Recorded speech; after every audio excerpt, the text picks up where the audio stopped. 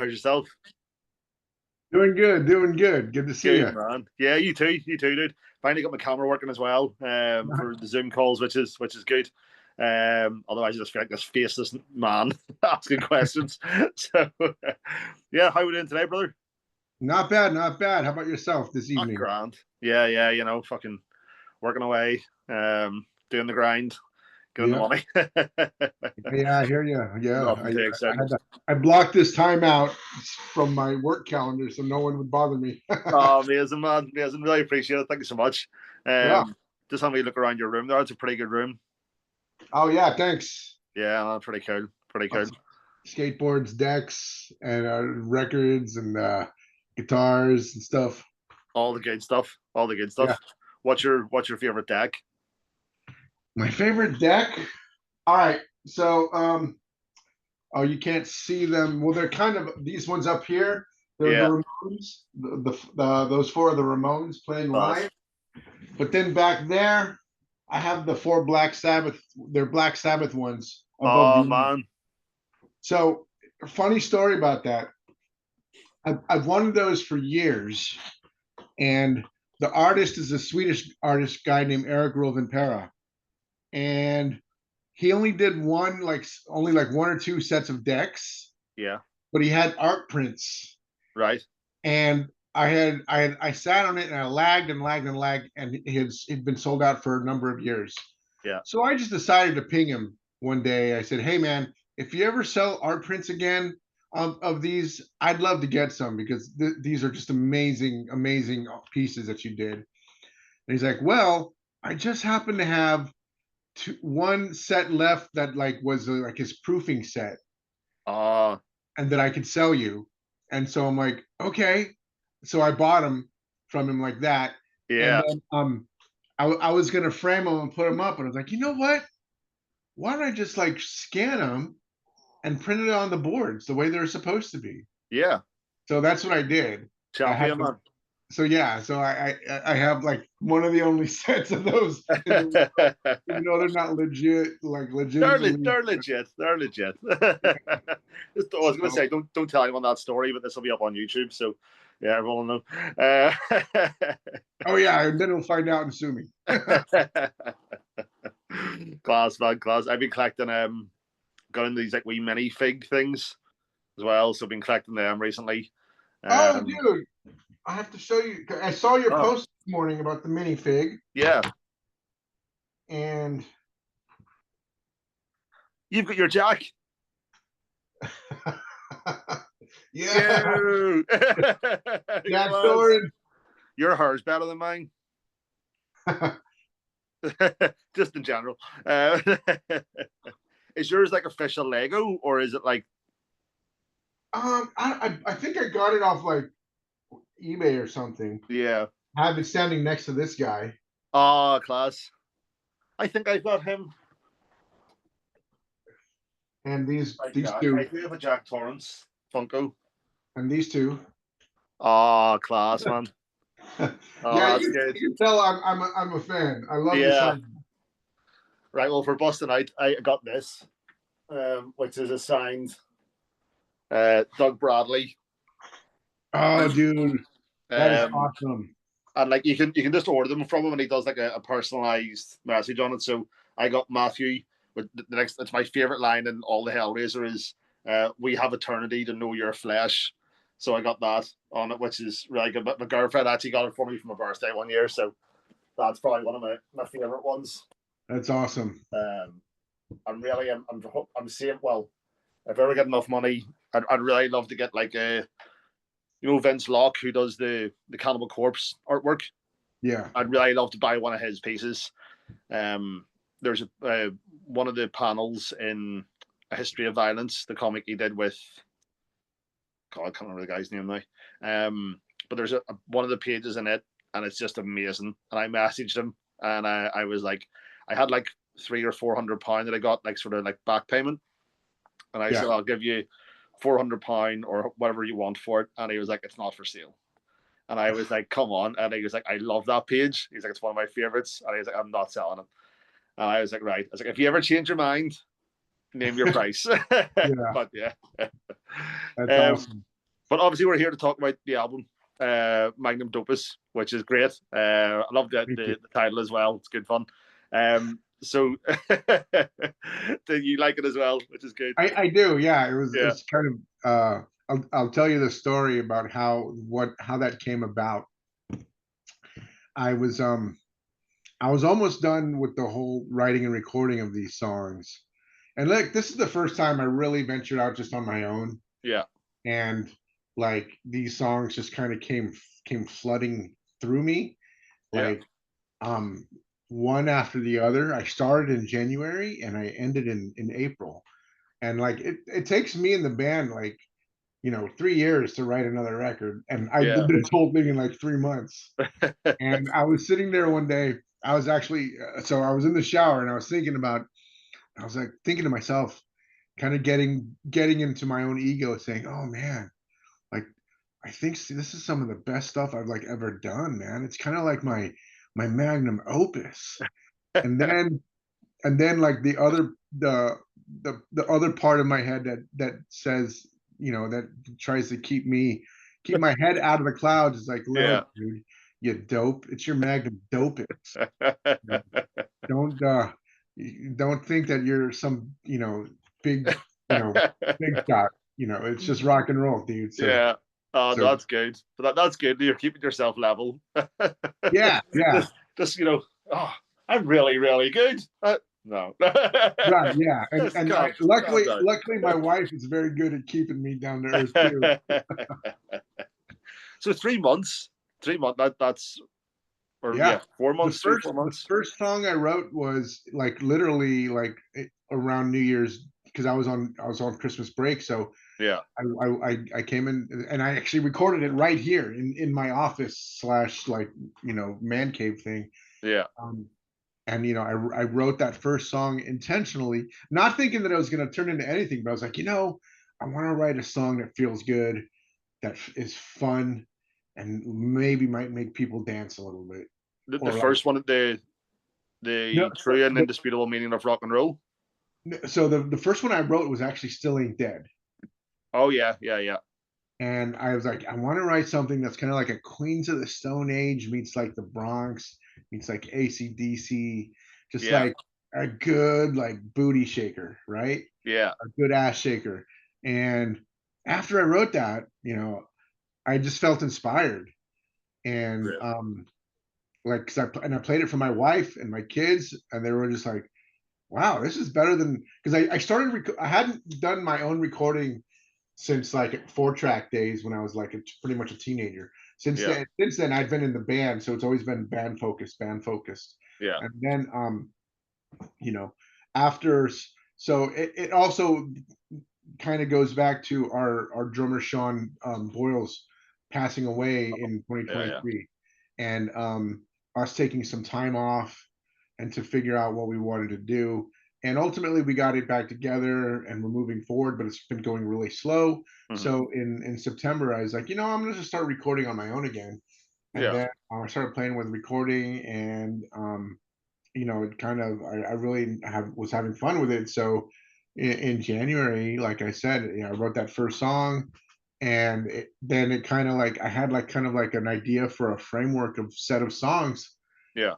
I just, in each song was different, but it felt cohesive still. Yeah. With like the tones and everything like that. And I was like, okay, this could actually, I think I could write, like I could, if I continue to be inspired, I might be able to do an album. So fingers crossed. Yeah.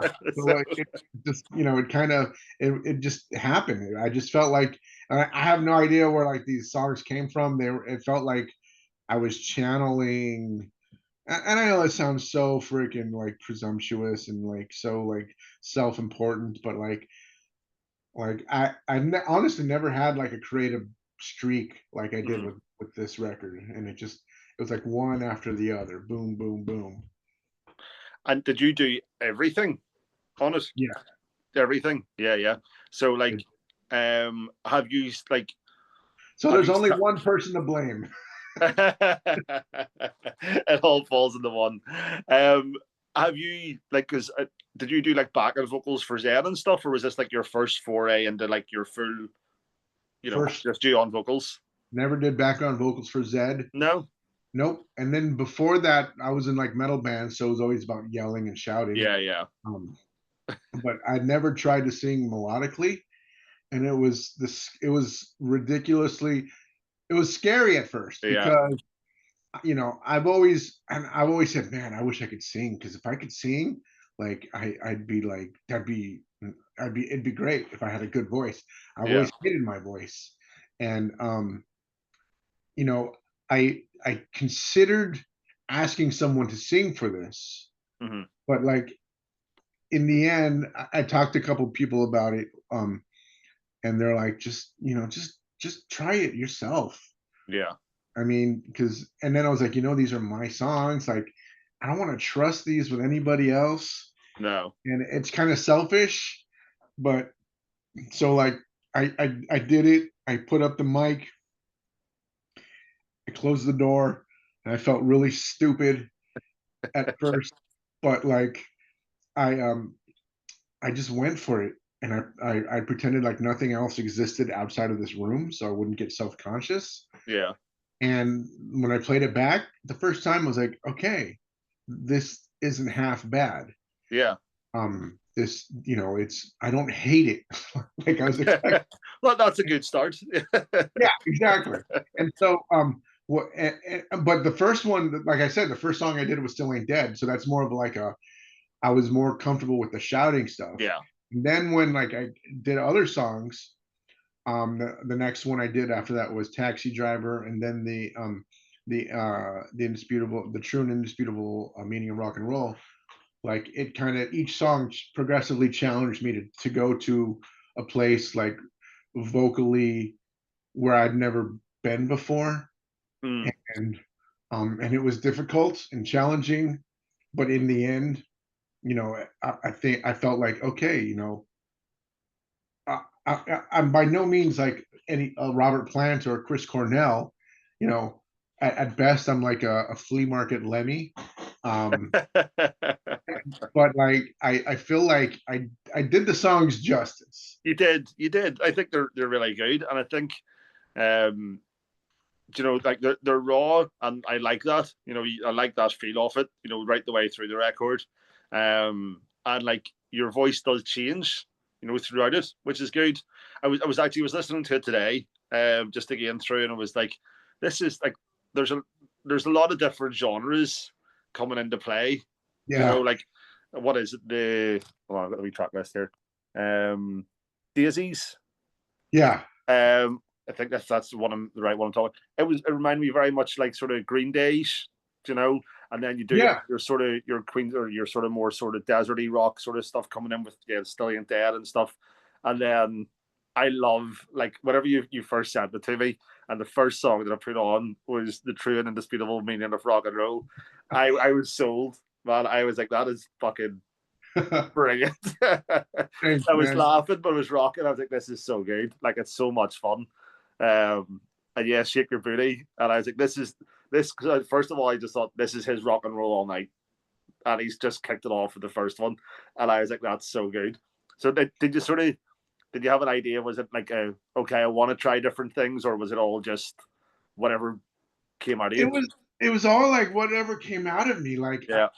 the only kind of like thing I tried for was with Still Ain't Dead, which was like I want to do something like an older Queens of the Stone Age. It's just Yeah. fully like just like so like groove heavy, and and then the rest just kind of just like happened and kind of came from different like influences, and like it's funny, the whole so the music part of the true and indisputable meaning of rock and roll. I had I had listened to I was listening to a lot of Led Zeppelin, Yeah. and I heard their cover of Eddie Cochran's "Come On Everybody," Okay. and it hit me because it was almost like a before punk rock. It Yeah. felt like, but it felt like a punk rock version of that song almost. And I was like, that's the kind of vibe that I want to do my next would take my next song to. Kind Yeah. of like a traditional, like a structurally traditional rock and roll song, but with like this different attitude, like this just punk rock feel and edge and attitude to it. And so that's how that one came about. And even like, and I don't know where I got the idea to do that whole little preaching section where I'm like, brothers and sisters, and but like it just, I just felt that's what that, I don't know, I felt like it needed it. So Yeah. It and worked. It worked. Really worked. thanks, man. Yeah. Yeah, I just wanted like so I have this ritual like every week I'll go on because I use Apple Music, I don't use Spotify. Yes. Yeah. But I go on and I listen to all the new releases and Mm. or I'll sample all the new releases for that week in like metal, in hard rock, and in punk. Yeah. And like something that had been like and that had been bothering me the past couple of years is like every new release and maybe not everyone, but like a lot of the stuff I'd been listening to takes itself so seriously. Yeah. And I'm like, man, like when was the last time like I had a record I considered a record fun. Yeah. I know what and you mean. and I was like, I wanted, maybe what I should do is try and make something that's going to be a little bit fun. Yeah. And um that was kind of one of the principles that was driving this. um and so that's why I want like and I feel like I did a decent job at capturing that feeling, like the whole like the meaning, like even like lyrically, Yeah. like for Still Ain't Dead, I was like, I want to write a song that's going to be like an equivalent of like a teenage 80s rebellion movie, Yeah. Cool. where it's just about like partying and having a good time Yeah. because we're still alive, Yeah. and that's worth celebrating Cool. because I yeah. think you need that because I think, you know, the 80s was, 80s metal bands, it was great. It was all fun, it was all games. Now, okay, there was the extremes, but it was I like that. And like even the stuff that I'm working on myself, like I said, I've had a couple of like singers been talking to and stuff as well. Now I can't sing, Mark. I've tried. There's nothing. All right. So I've had to outsource. But I just say to everyone, I just want fun. I want, rock and roll, fast cars, you know, no politics, Total. just something you want to crash your car to, Yeah. so yeah. I get the feel. Yeah, that's exactly what Still Ain't Dead is for me. It's just Yeah. like fast cars, partying on a Friday night, hot Yeah. chicks, Hot chicks. rolling with your crew, and Yeah. just living life. How did you go about recording?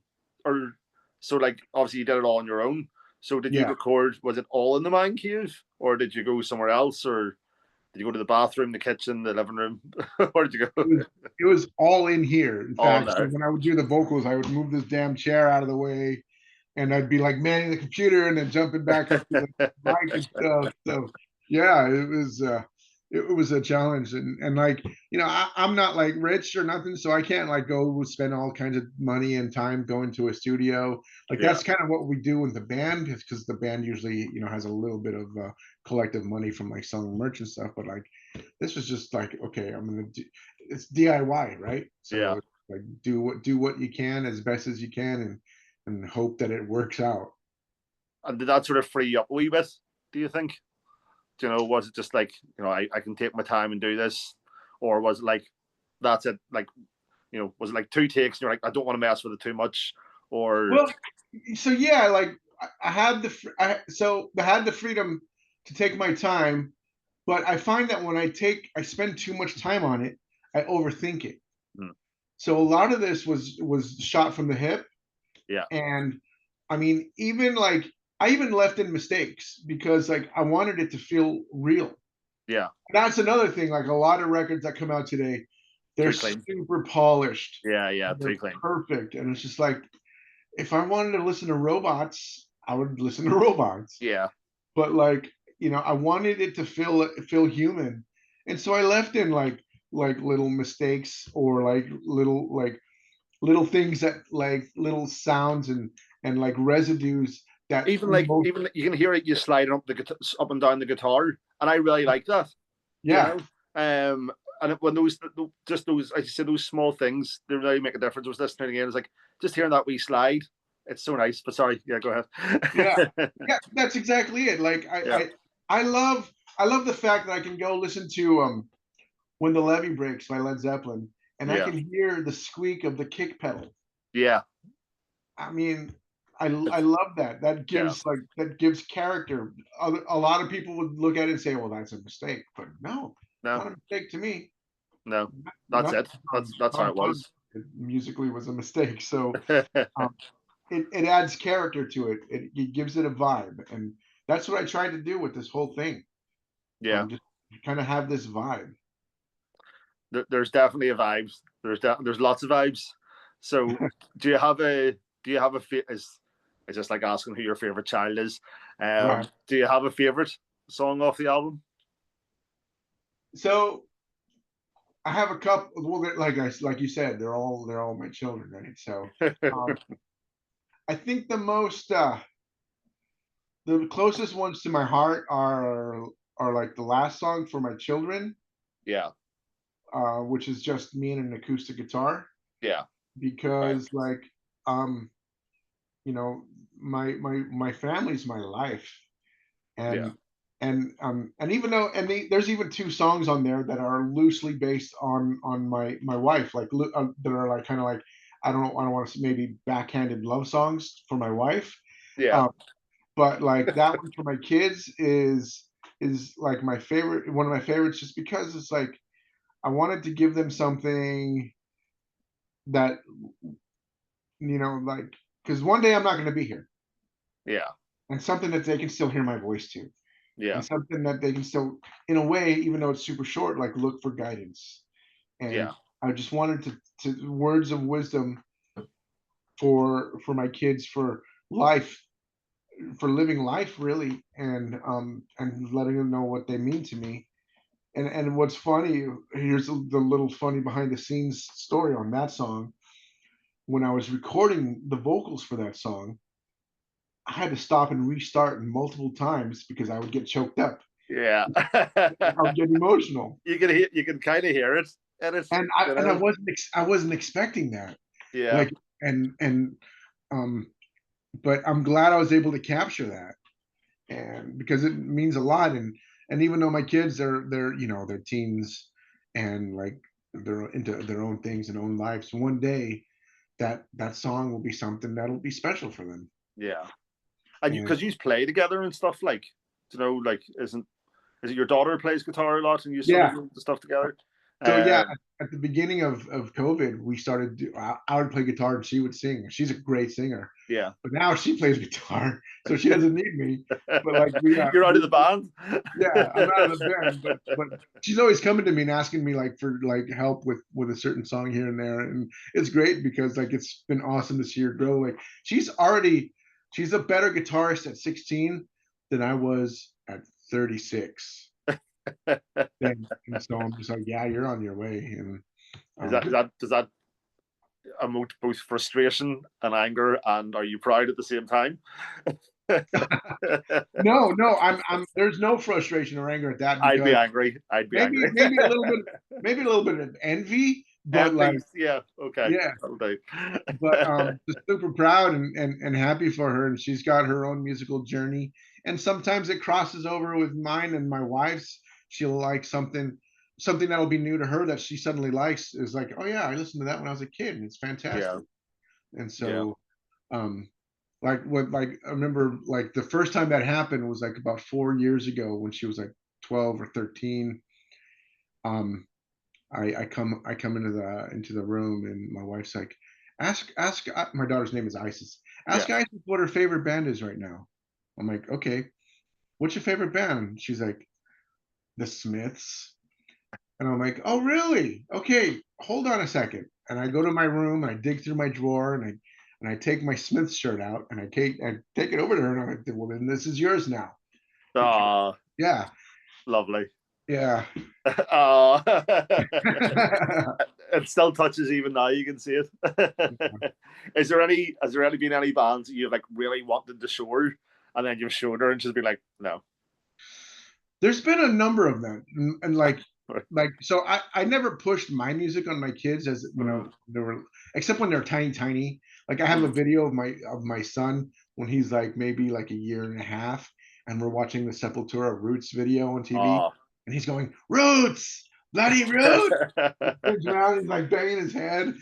Like you would never do that now because he's straight up into like full on like good hip hop.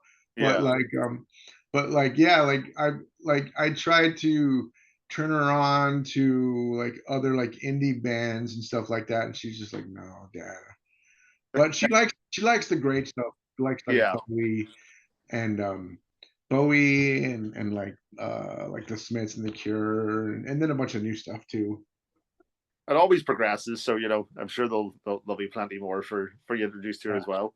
In terms of the production, like you know, actually putting the album together, so you recorded it, and then what did you make? Was it like Pro Tools, or did you just do it on GarageBand, or what did you sort of So mix it up with? when I started recording in September, I started with a garage band. Mm-hmm. And then like in November, I decided to just go and do the upgrade to Logic Pro. Yeah. Because Logic Pro is just like Garage. It's visually a similar layout. So it was comfortable to jump to Logic Pro. And then I discovered like all of the different plugins and amp simulators. And Mm. so for um, each song has like three different guitars doing at least four different tracks. Yeah. And so I used pretty much all of the vintage amp simulators. Mm. And I never thought that like that those things were good in the past, but I'm convinced now they sound fucking great. Yeah. And like have to be able to have like 50 amplifiers at your disposal Just for at a click. Yeah. it's just amazing, both bass and guitar. And and so yeah, like I each track has like four different tones through the four different amps, and combined I love how it sounds. And had you done any of that before, or did you just go right? I need to learn this now. Yeah, I just jumped right in. I've never Yeah. really done that on my own before. Very good. Like all my recording like in the past has really just been like working in a studio with like an engineer laying Yeah. down the bass tracks, and then the guitarist goes in and lays down. Well, we would do it live Yeah. first to get the drum feel and with scratch tracks, and then I'd go overdub the bass, and everybody overdub their guitars and stuff. Mm. But yeah, like it and it was pretty much the same thing. Yeah. um but it was but yeah, it turned out good. And even like I never really used keyboards, and I used the keyboards. Like my other favorite song on the album is the Love in the Time of Apocalypse. Yeah. And that when I wrote that, I was like, this sounds, it's kind of like a like a melancholy like Cars song. And I didn't realize how much of an influence the Cars were on me as a band. And I remember listening to the Cars when I was little a lot on the radio. Even had a couple of their cassettes, Right. but it was never like a conscious like when I think of my influences, the Cars will never come up, but somehow it came through on that song. Yeah. I'm going to be honest with you, Mark. I don't know who the Cars are, and for a second, I thought you meant the Disney film. Oh, oh I no, was no, like, no, no, no. I don't quite hear that, Mark. Okay, so the Cars were like a late 70s, 80s, like I would say parallel. They were like a pop. I don't want to say pop punk, Yeah. because it didn't exist back then the way we Yeah. understand it now. Yeah. But they were like a punk. They started as like a punk band, and they had like a Like lot of soft pop, punk almost. not really soft punk. No. Oh gosh. Like, and I'm really surprised that you don't know the Cars. I don't know them. No, And I, never. but I bet if you heard, if you went and Yeah. like listened to their like greatest hits, you'd be like, oh, I know that Oh, song. okay. Oh, I Yeah, know yeah, that yeah, song. Oh, I yeah. know that One song. of those ones. Yeah, Yeah, yeah, yeah, yeah. yeah, Just don't know. and Just the name doesn't spark anything. right, yeah. Yeah. They were huge in the '80s, huge in the Right. '80s. And their lead singer, a guy named Rick Ocasek, he was like he also was a big time producer for like bands like Bad Brains Right. and Weezer and stuff like that. So Okay. he's got like, it's like organic yet keyboard infused like rock, and it was really really great stuff. So keyboard, is that something you played before, or was that something you did on the like? Do you have a keyboard that you played it on, or did you do that on the? Oh, he's whipping it out. I got this tiny thing.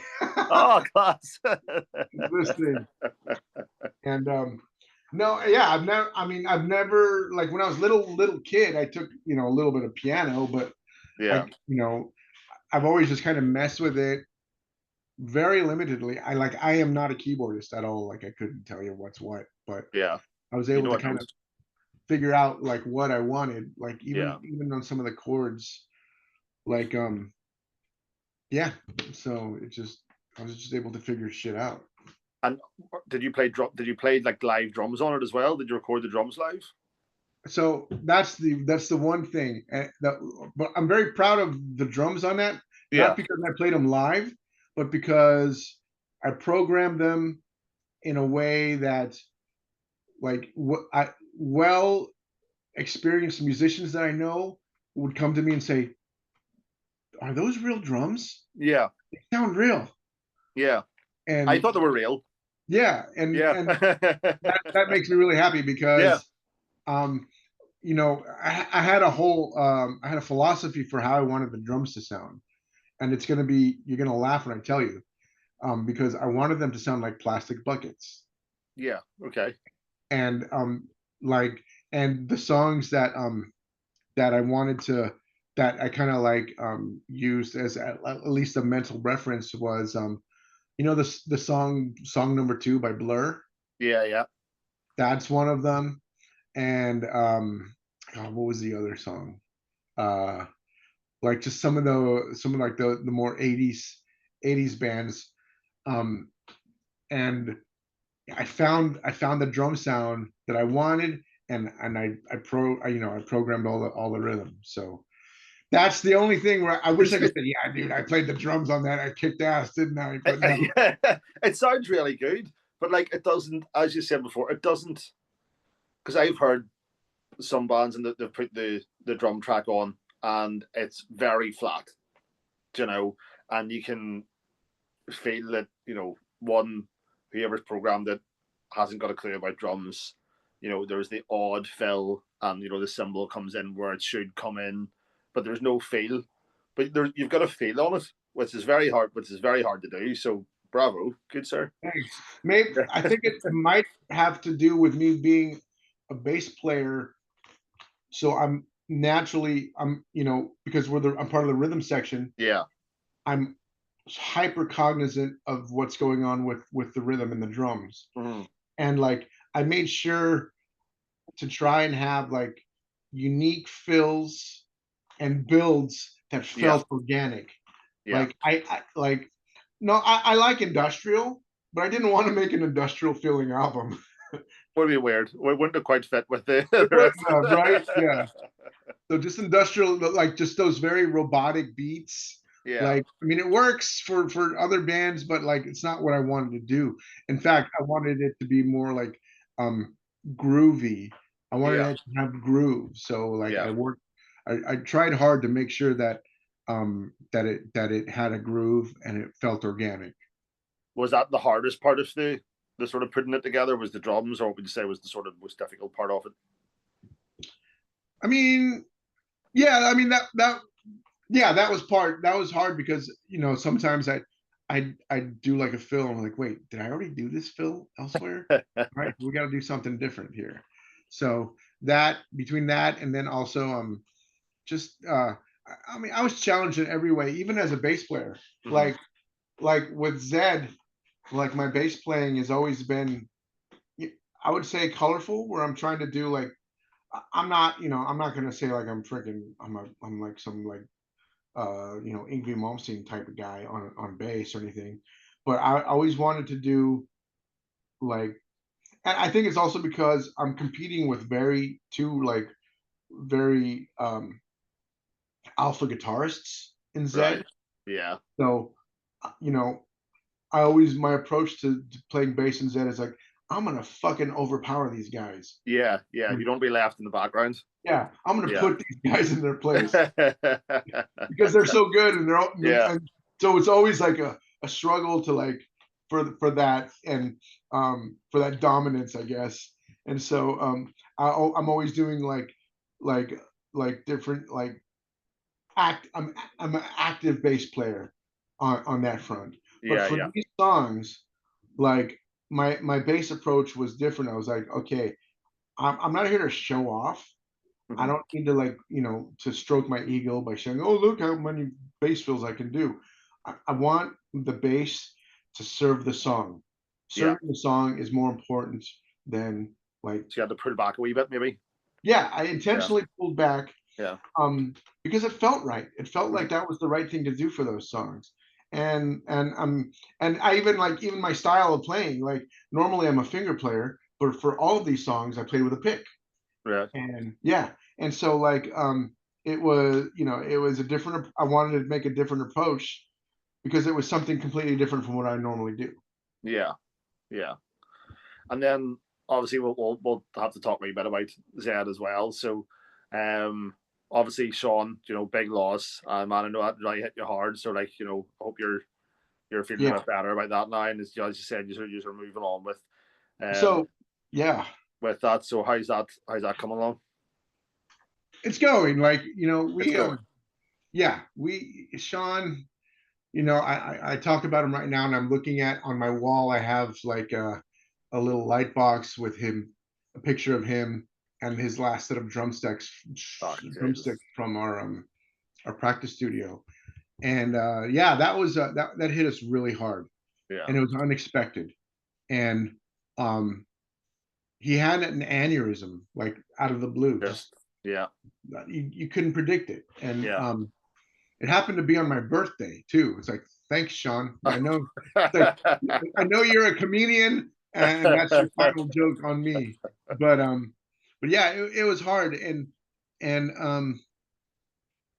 like the whole, it stopped the band in its tracks. Yeah. And we had written about like, we had the basic foundations for about 6 or 7 new songs that we had written with him. Mhm. And so like after he passed, we were just like, you know, I don't know what we're gonna do. I don't know what's next. Yeah. Um, let's just take some time off and kind of like stay in touch, but like, let's not make any sudden decisions. Yeah. Um, and then like a couple months after he had passed, I had this dream one night, which I consider to be a direct communication. Mhm. In my dream, I was at a show and I was watching some band play, and it was a crowded, it was like packed house, and I was kind of in the back, and I look to my left, and I see Sean, and he's standing right Yeah. next to me. And in the dream, he looks at me and says, "It's time to get the band back together." And I woke up from that. I was like, "What?" I was like, "Okay, it sounds Yeah. like sounds like, sounds like sounds like Sean Yeah. wants us to keep it going." Yeah. So we got together with the guys, and I told them, and so we happened to have a friend who who's a singer in where we live, a singer in local bands, but he was always like, "Hey man, I was a drummer first. I was a touring drummer for this band back in like the '90s and stuff. So if you guys want to do something, let me know." So we got with him, and his name is David, and we'll be actually on the Zed front. We'll be kind of announcing him pretty soon because we've been finalizing those songs that we Yeah. had written with Sean, and we've written a couple new ones as well. And we're going to be going into the studio like later this fall, and playing our first show back in December, um, with David as our drummer. So it's kind of it's been bittersweet, Yeah. um, because Dave's a great guy. He's great attitude, perfect for us as people. But yeah, Sean definitely left big shoes to fill. They are big shoes to fill, and especially the fit as well. Having the right fit. Yeah, So that's good. That especially if it's your sort of first guy who's came to you, that works really well. yeah. So that's really good. But and I completely you said it was direct communication. I had a friend who was he was dying. It was a drug thing, and he was in a coma. And the night that he died, I had a dream that he came to me, and we were at like a party, and he said, "Come with me." And then we had like a wee laugh and stuff, and then he took me to this room, and it was really light. And he walked in, and I went to go with him. He said, "You can't come." He said, "I just wanted to say bye." And Whoa. I was like, "Holy shit!" I'm gonna get in tingles thinking about it now. And I woke up, and then I found out that night he died, and I was like, Wow. "Holy shit!" So yeah, it was really fucking weird, man. So that sort of stuff, I definitely think that there's definitely a crossover there, So, Yeah. but yeah, once you get the big rubber stamp, then that's good, from the man himself. So you're Yeah. good to go. You're good to go. Yeah. What about these songs? Are you getting to play these live? You know, I initially didn't have any intention to do so. But I've gotten a offer from another set of friends in a band out here where I live, saying, "Hey man, Yeah, if you need a backup band for this stuff, let me know. We'll do it." And so it's good to have that option. I'd like to, but like at the same time, it almost be like starting a new band, yeah, I with know what you with mean. as you know, because you've been in bands. It's just like it's a whole other thing. So my initial expectation from this was just to get this album out, get people to hear it, um, and and then if there's interest, Yeah, if people seem to like it enough to say, "Hey man, we want to see this live," then yeah, let's do it. But um, it just came out like last a week ago, so we'll yeah. see Give it a what chat. Give happens. it a chat. Lads. Well, one thing I did want to mention, and I don't know if it was obvious to you. Kind of jumping back on the Sean thing, but Yeah, like with Sean, like he was a big kind of also like a big part of like the process for recording these songs as well. Um, like the whole in the beginning, at, his voice actually kicks off the entire record, and the the sample at the start. yeah, I was going to ask what's the sample from because I couldn't place it. So there you yeah. go. So Sean did a podcast. He had like a 200 something episode podcast by the time he passed. And so I was listening to his podcast after one day after he had passed, and he was talking about playing music, and that little snippet, I heard that and I was like, oh my god, that I need that to start whatever, to begin to kick off whatever I'm doing next, whether it's a Zed thing or Yeah, anything else. But like that that kind of that what he's saying, and he's like, fucking rock and roll, man. Let's go. Let's fucking play this shit. yeah, That was his philosophy on life. yeah, His philosophy was like, dude, fucking do it. Let's do it. I don't give a fuck who doesn't like it. I don't give a fuck who's there or not. I'm going 100% full steam ahead. And that vibe, that kind of influence, like that's there on the record. yeah, Um, and I chose that song to put it in front of, because that song for me, although it says shake your booty, shake your ass today, that is both figurative and literal. It's like to yeah. get up Get and life. go, get up and do Yeah, things. yeah, And then the yeah, second part of that song says, you got to get up, you got to fight today, because life is a fucking fight. You can't give up. yeah, And then the last section of that song after the preaching says, I'm quoting that old fucking poem by Frost, "Don't go gentle into that night." yeah, yeah. Got And that. that's like the essence of the record. And You know, it's a first setup. If you start that way, you have to power through, Yeah, which you definitely did, man. yeah. So yeah, really well done. Thanks. And like, because life for me, like I see so much negative shit in the world, and Yeah, like so much like so many like reasons to be down on just life in general. And like these are kind of like reminders for me, like to fucking keep on pushing no matter how bad things get, not to give up. That was the whole lyrical idea behind the song Hail Mary too. yeah, Hail Mary is about like just, yeah, you're down in the dirt, you're kicked, you're bleeding, but there's give it up, get up and give it one more fucking try, because that might be the one that saves your ass. amazing, man. The other one that I like is Faithful Man.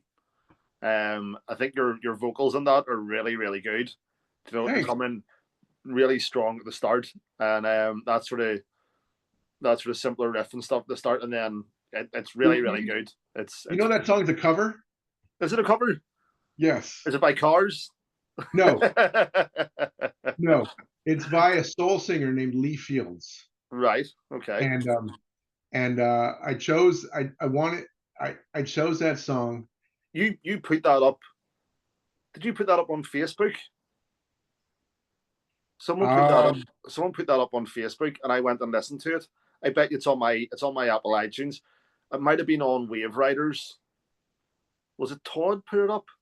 Someone put it up, and I was like, "That sounds." Someone was like, "This is more rocking than anything you'll listen to today." oh yeah, yeah, yeah. I think that Remember? was me.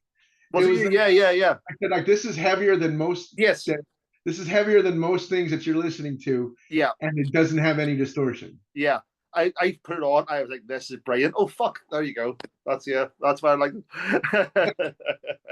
Yeah, I fucking love that song. And like me and my wife would go see him live in concert. And every time he plays that song, he plays an extended like version of it. Yeah, And it's so like musically heavy without being like metal. yeah, And he's just wailing his ass off. And I'm just like, dude, this song is just begging for like an actual like distorted yeah. heavy treatment. So I'm like, oh man, I'm gonna butcher it, but I'm gonna go for it. You did it. You definitely didn't butcher it. But yeah, now you said it. Like Faithful Man's still as heavy as your version. You didn't overdo it or anything. It's a nice what's that word? Homage. Yeah, Yeah. it works. It's not taking anything away from it, which is good. You're just okay, very good, Thank very you. good. Yeah. Yeah, I knew that. I knew there was something about that song. Thank you. Yeah, great, great. So the reception's been really good. I've seen some reviews coming through for you as well. Yeah, So yeah. I've how's been that? really How's that made you? Good. it's it feels good, man. It feels Yeah, really I'd be lying if I said, "Oh, I don't care about reviews," because I think everybody cares. Like of course. we're as artists, we create something, and yes, initially it's for ourselves and for our own like fulfillment, but it's always nice to get like an affirmation from someone external, right? Yeah, And like I'm not too proud to say, or too cool to say, man, it means a lot when other people connect with the songs, and definitely. because like they connect with songs that I didn't expect them to connect with as well. Like there's this one review from Italy that came in like the other day, and one of the song Adjust Your Disguise, they were saying like that's like the best song on the album, and I was like, oh wow, like that I like the song, obviously because I Yeah, wrote it, but like yeah, I never expected someone to like pick that as their favorite song, but like they yeah. did. So that's great. Well, that's it. There's always someone's always going to find something that you probably even didn't even think was in there. That they'll Right. attach on to, and it could be a line or whatever, and it can just speak to them or can have a different meaning for them. So that's really good. So Yeah, that's the beauty of music, right? yeah, Because yeah, it's like it's a different, the artist puts it out, and like then the world takes it, and like each person that listens to it and likes it has their own version of what it means to them. yeah, yeah, And like I saw something, I was watching something the other day with Jack White where he was like Jack White from the White Stripes. He was being interviewed, and and he was talking about like how like once he releases his music, like it's almost like as if he didn't do it anymore, Yeah. because it becomes something different to the world. And he's like, for example, like my song Seven Nation Army, like I could have never, and we could have never envisioned that it would become like a sports arena staple of, Yeah. sporting events for the next 20 years. Like we would never have envisioned that. No. It's become its own thing now. Yeah. It's bigger than him now. I'm sure the royalty checks are good for him as well. Oh yeah, right. Not too bad there, Jack. Yeah, Turn it up, play them more. totally, totally. I'll be honest, the White Stripes, whenever they first came out, I wasn't a big fan. I was a lot Me neither. younger, and like my brother, he liked them. And it's only in the last couple of years I actually went back and I didn't listen to the White Stripes. I actually listened to Jack White's solo stuff. Was that song Lazaretto was really really good, and then I Yeah, was like, I'll go back and listen to the White Stripes. And they're actually pretty good. I was like, I wasn't ready then. I was listening to a lot of like Cannibal Corpse and Dead Side, and it was at the right. death metal stage. And then I actually went back like only a few months ago, and I was like, this is actually pretty good. Uh, Yeah, I hated them when they first came out yeah, because they sounded too whiny. I'm like, dude, I'm a yeah. bass player. There's no bass in this. Fuck this shit. But like, it wasn't until I got with my wife and she liked the White Stripes, so she'd be playing them like, oh shit, this stuff's pretty good. And Yeah, Jack White's actually a really good guitarist. he is. He He's a is. shredder. Yeah, he's a great musician. And I think maybe at the start it was like, they're kind of a gimmick.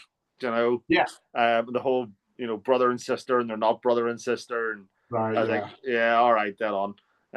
But I guess like that, I think now there's a bit more accessibility, with the internet. And before, if you wanted to know about a band, you read Crying or Metal Hammer or something. But you see a Right. lot more like their sort of personality. You sort of understand like he was doing that kind of take the piss as well a Right. wee bit. So maybe like looking back, you can go, okay, that's great. But they're really there's a lot going on in the White Stripes as well. I'm just going to listen to more of them. I'm trying to Yeah. listen to a lot more sort of. I have been like the same as yourself. I've been trying to find a lot of more new bands to listen to because I found I was listening to the same stuff over and over again, and then you get a wee bit stuck. But I Right. found quite a few sort of new bands as well. They're quite good, and also for the radio show as well. I like to put on new stuff and new bands, and yeah, just keep it fresh. Totally. Totally. Yeah. Like uh I've discovered some really good records just by giving something a chance and in the new Yeah, releases sections. In yeah, fact, I finally ordered the vinyl version of one of my favorite records from last year. It's like a grunge doom album by this band. They're called My Diligence. yeah. Okay. This fucking record is so good. The album's called Death Horses Black. And Nice. like I just found that I just kept on listening to it. I was like, this is a good record. And I have no idea where they're from. I just got their record though. There's a lot of Um, stuff that a lot of like the Facebook recommendation stuff that's coming through on mine now, and like the Instagram, because I started like sort of following the links, and obviously the yeah. algorithm, the all powerful algorithm, picks up, Yeah. but it actually started sending me some good stuff, and I was like, all right, algorithm, thank you. Why did I badmouth thee? But there's something like and like especially the sort of not just the desert rock sort of stuff. There's loads of stuff that comes out in desert rock, which is good because that genre is I think kind of having a wee bit of a resurgence at the minute, which is nice. But even like the sort of hard rock, there's a lot of people doing like 80s rock, which is good. That's it's weird. Like there's a lot of like young new bands that sound like 1987. Yeah, yeah. And like But um then you look at them, right, and they're too clean. They've never had an STD. You can just tell, right. right? There's never, and you're like, all right, you're doing the thing, but you know, It's the Gen Z version of it, right? yeah. And Which it's a is bit fine. hard to believe. It's just Yeah. fine. They just It's like, yeah, okay. the It's whole, okay. Yeah. Heroin wasn't a good thing. So yeah, yeah, stay off of that shit. But yeah, but yeah, it's interesting, like to see like what see the cycles of music, like yeah. even new metal, like Coming new back. metal back. Yeah. In a big way. Like, all these like young bands that sound like Corn. I'm like, wow, that's crazy to me. Yeah. Like then they're like, oh, have you heard of this old band? Like, you're like, yeah. Grew up with them. Yeah. So Like there's a meme. I love that meme. It shows do you remember in Saving Private Ryan when at the very end it shows Matt Damon kind of aging all of a sudden, like yeah. aging like 70 years. And there's a meme that says when you turn on the classic rock station expecting to hear Led Zeppelin and they play Weezer. Yeah. No.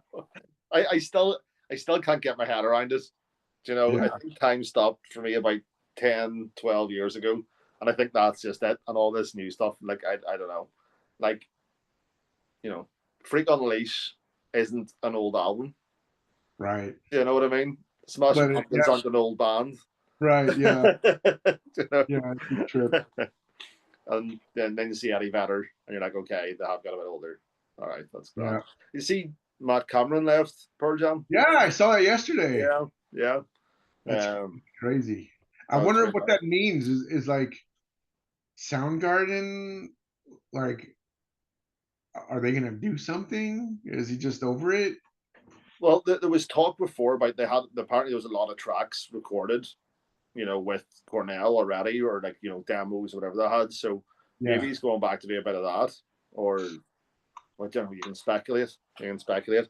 But sure, there's meant to be a new Prince album out every week for after he died, but that never came either. So Right. You know who would be a great vocalist for like a reunited Soundgarden? go for it. Did you ever listen to Big Wreck? I know I know the name. It doesn't ring a bell. That dude is the only guy that I know of that can do Chris Cornell kind of stuff. Who? What? Um, did he do like a Chris Cornell thing before? I don't think so. He was in No. Big Mac, and they were kind of like contemporaries of Soundgarden, Yeah. similar like similar vocal kind of style. Yeah. Um, then he had another band called Thornley. I guess his name is Ian Thornley, and like after Chris passed, like obviously no one wants to replace Chris Cornell, but like I was like, man, I would pay to go see like Soundgarden members playing with this guy on Yeah. vocal because that would Yeah. be perfect. Well, look, someone stepped into Lane's shoes. Do you know what I mean? And that's ballsy. Yeah, So, what Adam Lambert stepped into Queen. So there's right. nothing stopping it. Do you know what I mean? If they felt like they wanted to do it, that would be quite interesting. But Yeah, it's a hard sell. I think you've obviously had this yourself where you don't feel you should carry on. So yeah, I think it just really depends. But yeah, I'd go and see them. I went to see New Alice in Chains, and your man was really good. yeah. He did it really well. They came to Belfast, and I was, obviously there was that wee sort of bit inside. You're like, you're not Liam Staley, and like, I was, but like, even when I was outside before the gig was starting, there was a few people standing smoking and going, well, let's see what your man's like, like I've heard the record, but live he was really, really, and very respectful, which you always have to be, as well, which was nice. But they were really good, so I don't see any reason why not, Yeah, because I don't think Soundgarden should be a band that should just sort of wither away. right. That'll be too bad. It'd be a bit sad.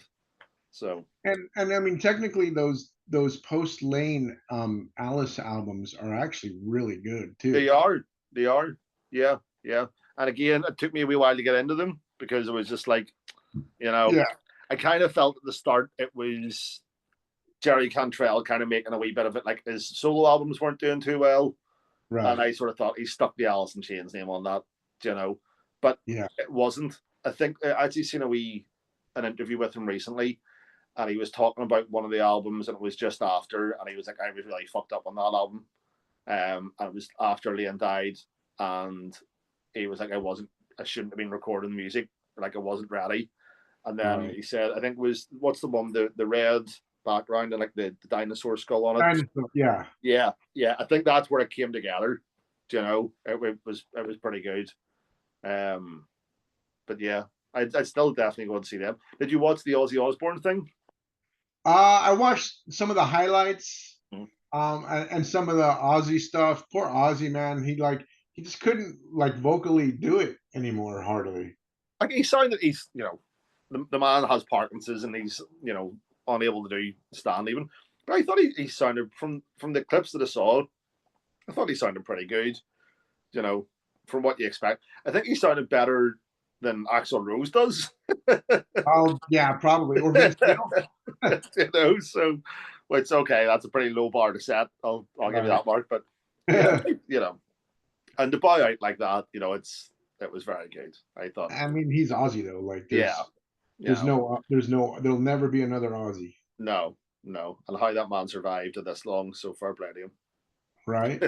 Seriously, seriously. But Um, yeah, man, like I was really stoked on Geezer Butler's performance was just yeah, outstanding. yeah. The top off, just everything bar. Here we are.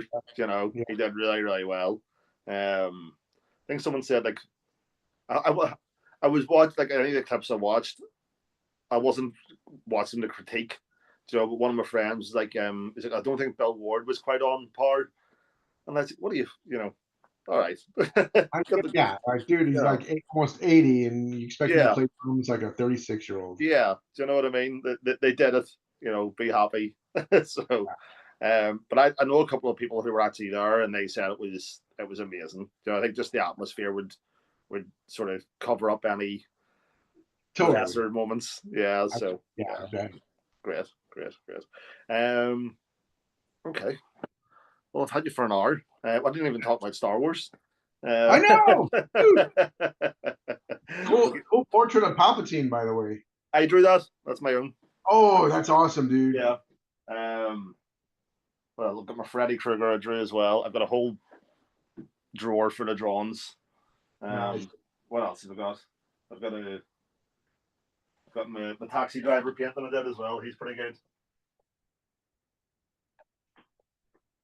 Oh, that's sweet, dude. Yeah, not bad. That's awesome. So, yeah, this room, I don't know what. I've got everything. I couldn't even pick the favorite piece. Did you play Red Dead Redemption? Did you ever play Red Dead Redemption 2? Oh yeah, I have. Yeah. I've got Arthur's journal. I'm a big Red Dead freak at the minute. So like this whole journal, Oh all his wow. drawings in it and all, man. It's really good. So Oh, that's cool. I was trying to pick my favorite piece in my room the other day, and I don't think I can. I've got too much. My brother came in the other day, and he was just like, "You just keep buying things," and like I know it's it's bad. I got Dengar the other day, the Black Series Dengar. Oh, nice. So that's Nice. my next ones. I'm gonna try and collect all the bounty hunters as well. So Yeah, dude. yeah. Those are so awesome. Have you watched what was the last thing that came Andor. out? Andor season 2. Andor season 2. Yeah, it was really really good. That was fantastic. At the start, I was like, this is a bit slow, and I was like, why is he spending that much time on that one planet? But then it built up, and I was like, this is really good. Do you know what I was really surprised by the last animated thing with Ventress and Cad Bane? Did you watch those? Uh, did we have a Ventress? She's not a. It wasn't a. It was an animated thing, right? Yeah. I Yeah. thought those were really good. Like the lightsaber fights and that were amazing. Yeah. Were like really classic. Dude, the lightsaber fights and the Acolyte for me Yeah, were like the best lightsaber fights in Star Wars. I thought I actually liked the Acolyte. For So did I. yeah, a couple of things. You're like, nah, I don't think they're like. even your man being there and he wasn't like the right age or whatever, that's fine. But there's wee things where I think they're not they don't pay enough sort of attention, or they're not as dedicated to the lore kind of thing, which I think puts a lot of people off. And especially if people are looking for something to pick on, that'll be a big thing. But I think if they had to give it another season, I think it might have came together. And with Plagueis as well coming in, that would have been very interesting. That was such a tease. That was such a tease to have Plagueis in there. And like I don't think you'll probably not get. I read the Plagueis book, the Legends book recently. Yeah. And have you read it? I listened to the audiobook. Yeah, it was so good, and like I was like, that would be a really good series. Totally. They should do that. And so I'd seen someone put online Tom Hiddleston as Loki, as Palpatine. Yeah. And I was like, yeah, that could work. He would do a great job. Yeah. Because he was a bad bastard in it. It was really, really good. Yeah. He was so shifty. But listen, I'll tell you what, I'll not keep you too much longer. I really, really appreciate you coming on. Yeah, thanks for having me. And yeah, obviously we had a wee technical issue last week, so I'll get this on hopefully this week, and I'll probably not be able to play the full hour on the show, but I'll play part, and then I'll put the other part up on YouTube as well. So I'll share that over to you awesome. as well. So man, yeah, really, really appreciate it. Yeah, have a good time, man. I can't wait to hear the new Zed stuff. Are you gonna do more of your own stuff, or is this you're like? No, yeah, I think so. I mean, I'm kind of started working on some new stuff already. Yeah. And so, but that probably won't come out until like after we record the Zed stuff. So yeah, cool, man, cool. Well, cool, man. Yeah, honestly, really, really well done. I'll be playing plenty off. I'm going to do the whole album on the show as well. Thank you, sir. So yeah, man, fucking Thanks for chatting. Good to talk to you. Have a good one. All right, you too. Take care. Cheerio. Bye bye.